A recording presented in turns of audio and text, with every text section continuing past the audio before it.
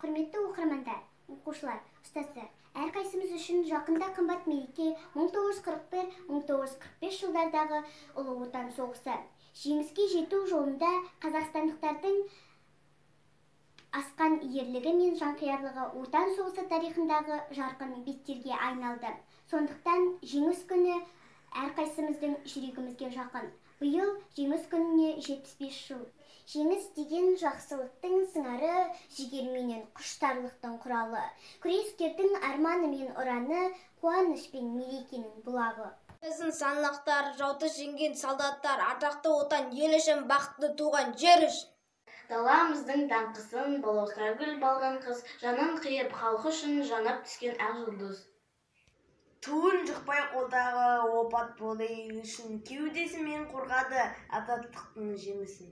Сарысты 28 тынбай атты гранатты, отан деген отты лебіз жандарынан жалынатты. Сілкінтіп зембіректер жердің жүзін, оқ борап снарядтар қаққан тазын. Қапталған қалың жаудан тайсалмаған, мен көрдім пилоткалы қазақ қызын. Оқ борады күні түн, жатты жердің от қырып, алға қарай ұмтылды батыр қазақ оқталып. Қасарышта 28 тынбай атты гранатты, отан деген оты лебіз жалдарына жалынатты. 28 бір ғалам, анау жолдың танктері лаулаған. Ресейкен, отанкен, артымызда Москва. Шегінуге хақым жоқ бір қадам.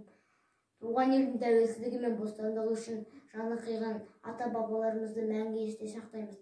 Отан үшін отқа түсіп қан майданынан аман оралған батырларымыздың алдына бас иеміз. Сүйінші, жаттан ата-анамыз, жаттан ата-бабамыз, кек қайтар фашистен, соғыс бітті жеңіспен, жеңдік жауды күресте, жасалсын той мереке. Жеңістің туы жылтылдап, жығылмай мәңгі тұрады, сол тумен өскен ашындап, ерлердің біз ұланы. Құрметті Ұлы Отан соғысының қатысушылары мен тыл еңбеккерлер, ауыр күндері адал еңбектеріңіз үшін бас иіп алғыс білдіреміз. Сіздерге мықты денсаулық, бақыт, ұзақ ғұмыр тілейміз.